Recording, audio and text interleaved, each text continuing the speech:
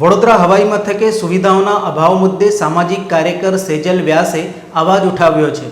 વડોદરા શહેરને આંતરરાષ્ટ્રીય હવાઈ મથક બનાવવાના દાવાઓ વચ્ચે આજે હાલત એ છે કે સ્થાનિક એરપોર્ટમાં અનેક અગત્યની સુવિધાઓનો અભાવ જોવા મળે છે। પ્રવાસીઓની મૌલિક જરૂરિયાત બનેલ ઇન્ટરનેટ વાઈફાઈ અહીં ઉપલબ્ધ નથી। પ્રવાસીઓ માટેની આ અસુવિધા અને એરપોર્ટના દયનીય સંચાલન સામે યુવા સંગઠન ટીમ રિવોલ્યુશનના સ્વેજલ વ્યાસે જોરદાર રજૂઆતો કરી છે। તેઓએ જણાવ્યું હતું કે અમે આજે પણ વડોદરા એરપોર્ટ પર જઈને ચકાસણી કરી। દિવાલો ઉપર સેલોટેપથી ચોંટાડેલા પોસ્ટરો, ધૂળથી ઢંકાયેલી મુખ્ય છત અને દરેક ખૂણામાં અસ્વચ્છતા સ્પષ્ટ દેખાઈ રહી છે। બસ સુવિધાઓના નામે માત્ર જાહેરાતોનો ધમધમાટ છે। વિશ્વના વિવિધ દેશોમાંથી આવતા પ્રવાસીઓ માટે વડોદરા એ શહેરના દ્વાર તરીકે કાર્ય કરે છે।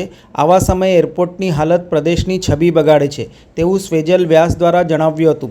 વિશેષ કરીને એરપોર્ટ ઉપર ફ્રી વાઈફાઈ જેવી પ્રાથમિક સુવિધા પણ નથી। આ મુદ્દે સ્વેજલ વ્યાસે ગંભીર સવાલો ઊભા કરતા જણાવ્યું હતું કે જો એરપોર્ટ ઓથોરિટી પાસે વાઈફાઈ માટે બજેટ નથી તો ટીમ રિવોલ્યુશન સંપૂર્ણ ખર્ચ ઉપાડે તે સુવિધા ઉમેરી દેશે।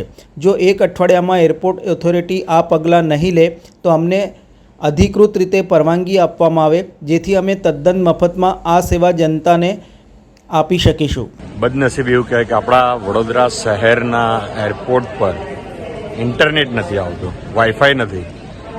જો એરપોર્ટ ઓથોરિટી પાસે પૈસા ના હોય વાઈફાઈના તો વડોદરા શહેરના શુભચિંતકો છે, અમે લોકો વાઈફાઈના પૈસા આપીશું, પરંતુ શહેરનું નામ બદનામ ના કરો। આવી રીતે જે એરપોર્ટને આપણે આંતરરાષ્ટ્રીય એરપોર્ટ બનાવવા માંગીએ છીએ ત્યાં વાઈફાઈ ના હોય, સાદા નાના એરપોર્ટ પર પણ વાઈફાઈ હોય છે। આ બહુ ખરાબ બાબત છે। તંત્રનું અમે ફરીથી ધ્યાન દોરીએ છીએ કે વાઈફાઈની સુવિધા અહીંયા કરો। નહીં કરો, તમારી પાસે પૈસા ના હોય તો પૈસા ટીમ રિવોલ્યુશન આપશે, પરંતુ વાઈફાઈ જો એક અઠવાડિયામાં નહીં લાગે તો પ્રશાસન અમને અહીંયા વાઈફાઈ લગાવવાની પરમિશન આપે। જય હિન્દ, જય ભારત।